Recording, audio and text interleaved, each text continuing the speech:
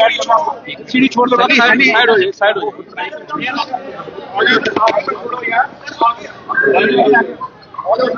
आइए आइए, संपर्क मिल रहे हैं प्लीज।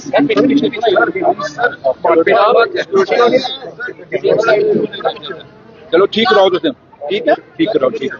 चलो चलो छोड़ो, आने दो, पहले नहीं और थोड़ा पीछे हो जाओ।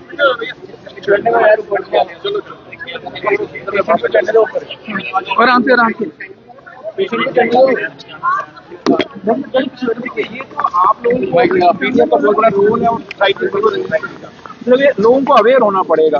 अब डॉक्टर इतने आप कहें, डॉक्टर जो अपना काम है वो कर रहे हैं, हम नहीं कहेंगे कि डॉक्टर नहीं कर रहे, डॉक्टर कर रहे हैं, लेकिन हमें पेशेंस रखना पड़ेगा। और जहाँ थोड़ा सा, जैसे मैंने अभी लोगों को पूछा, मैं अंदर जाके गया, देखा डॉक्टर देख रहे हैं। अब जैसे मैंने ऑटो वालों को पूछा, 120 बंदे की रोज ओपीडी हो रही है, ये कम ओपीडी नहीं है। और दूसरा, जैसे मैं वो अल्ट्रासाउंड के अंदर में गया, वहाँ कम से कम भी रोज 70-75 70-75 के लगभग अल्ट्रासाउंड हो रहे हैं। तो इट मीन के काम तो होता है, लेकिन अब लोग टॉलरेट नहीं करते। टॉलरेट नहीं है, लोगों को समझना पड़ेगा कि सरकार की तरफ से जितना भी आप देखें, जब से ये सरकार बनी है, हॉस्पिटलों की साफ सफाई, हॉस्पिटलों की मैनेजमेंट, कितना फर्क पड़ा है मैडम सकीना इट्टू के टाइम में, उमर अब्दुल्ला साहब की क़यादत में। इसलिए ये चीजें, अब हम कहें कुछ चीजें तो लोगों को खुद समझनी पड़ेंगी कि हमने कैसे डॉक्टर्स के साथ डील करना है, कैसे हमने पैरामेडिकल स्टाफ के साथ डील करना है। इसलिए लोगों को भी खबर रखना पड़ेगा। कह रही है कि आप पंचायत, डीडीसी और यूएलबी के चुनाव करवाने के लिए तैयार नहीं है। हालांकि इलेक्शन कमीशन ने अगस्त के आखिर तक का वक्त दिया था कि सरकार, हमने कब कहा हम तैयार नहीं है? हमने कहा हमें स्टेट दे दीजिए, हमें वो कहते हैं अप्रोप्रिएट टाइम दे देंगे। अगर हम स्टेट, क्योंकि हम कहते हैं स्टेट बन जाए, उसमें सही मायने में पंचायतों को इम्पावर, आज हम सरपंच बना दें, डीडीसी बना दें, जैसे पीछे डीडीसी रहे, सरपंच रहे, क्या वहाँ लोग ऑफिसर उनको सुनते थे क्या? हम कहते हैं रिस्पेक्टफुली इलेक्शन हो, अगर वो चुने जाएं, पीआरआई चुने जाएं, तो उनकी रिस्पेक्ट भी होनी चाहिए। ये नहीं कि जस्ट फॉर फॉर्मेलिटी से। मुझे बताएं, बीजेपी वालों को पूछ लीजिए कि आपने पीछे डीडीसी के चेयरमैन थे, डीडीसी थे, आपके सारे अपना म्युनिसिपैलिटी के चेयरमैन थे, मेयर थे, डिप्टी मेयर थे, क्या हालत की आपके दौर में? पिछले 10-12 साल में उनकी क्या हालत हुई? क्या उनको पूछने वाला था कोई? ये तो आप लोग भी जानते हैं। क्या उनकी वो रिस्पेक्ट थी जो रिस्पेक्ट होनी चाहिए?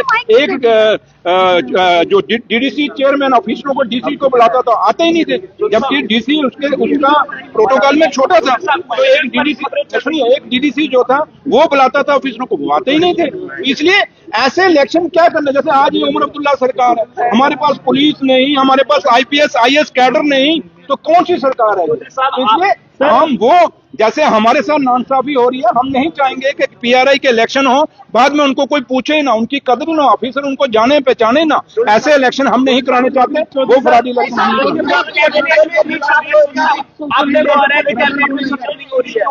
उनके खिलाफ PMLA एक्ट के तहत मामला दर्ज किया गया। इस पर कुछ कहें? शहीदों की समाधि पर हर बरस लगेंगे मेले, वतन पे मिटने वालों का यही आखिरी निशान होगा। हम वो लोग हैं, वो परिवार हैं, एक फौजी के बेटे हैं, वहाँ कुछ ऑफिसर हैं पुलिस के अंदर, वक्त आएगा हिसाब उनका भी लिया जाएगा। इसलिए आपने 6 महीने हो गए, क्या कर लिया ACP ने, क्या निकाल लिया? इसलिए छोड़िए, मैं इस बात पे नहीं जाना चाहूंगा। मैं एजेंसीज के ऊपर छोड़ना चाहूंगा और कोर्ट के ऊपर छोड़ना चाहूंगा। मुझे अपनी जुडिशरी पे पूरा भरोसा है। जो इल्जाम हमारे परिवार पे लगाएं, 100 इल्जाम मेरे भाई पे लगाएं, हम लोग, मेरा भाई वो है जिसने उग्रवाद के खिलाफ लड़ा है, जिसने उग्रवादियों की गोलियों से निकल के आया हुआ है।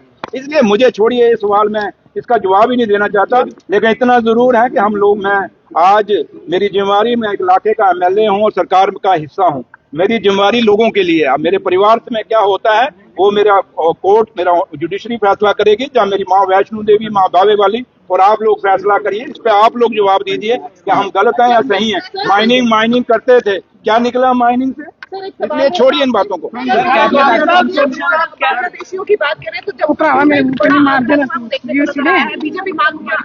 बीजेपी निकाले ना भाई, 12 साल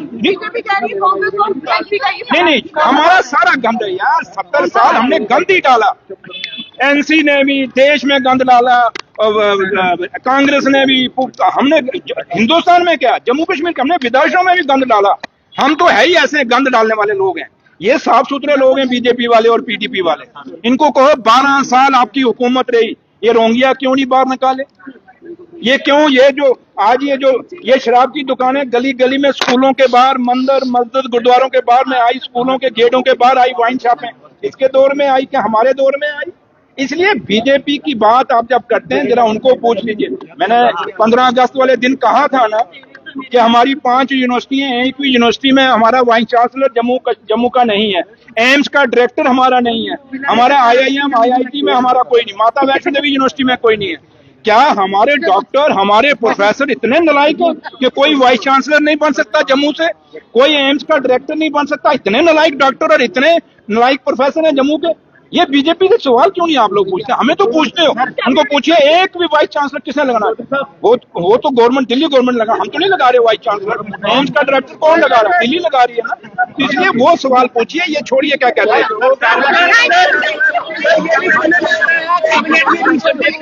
तैयारियां हो रही है, कब तक? ना आपका नाम है ना इसका नाम है। जो कैबिनेट एक्सपेंशन में सवाल पूछ रहा है, एक भी जर्नलिस्ट का नाम नहीं है, आप उस कैबिनेट में नहीं आने वाले। Thank you. मेरी दुआएं हैं कि आप लोग इलेक्शन लड़ें। ये देख सकते हैं बिल्कुल, इस समय देख सकते हैं हम बिल्कुल गांधीनगर हॉस्पिटल के अंदर मौजूद थे और डिप्टी सीएम जो है आज यहाँ पर पहुंचे, तो उनका दौरा यहाँ पर था। आप देख सकते हैं यहाँ से अब वो यहाँ से रवाना होते हुए उनके साथी उनके साथ इस समय मौजूद हैं और यहाँ पर देख सकते हैं डिप्टी सीएम जो है यहाँ से रवाना हो रहे हैं। गांधीनगर हॉस्पिटल के अंदर इस समय मौजूद थे और यहाँ पर सरप्राइज विजिट जो है उनकी तरफ से की गई थी। क्या कारण है, हालांकि उन्होंने अंदर यहाँ पर पहुंचे और पहुंचने के बाद उन्होंने क्या कहा है आपने भी साथ ही सुना। फिलहाल इस वीडियो को शेयर करें और साथ ही अपनी राय कमेंट बॉक्स में जरूर रखें। फिलहाल आप देखते रहे न्यूज पॉइंट।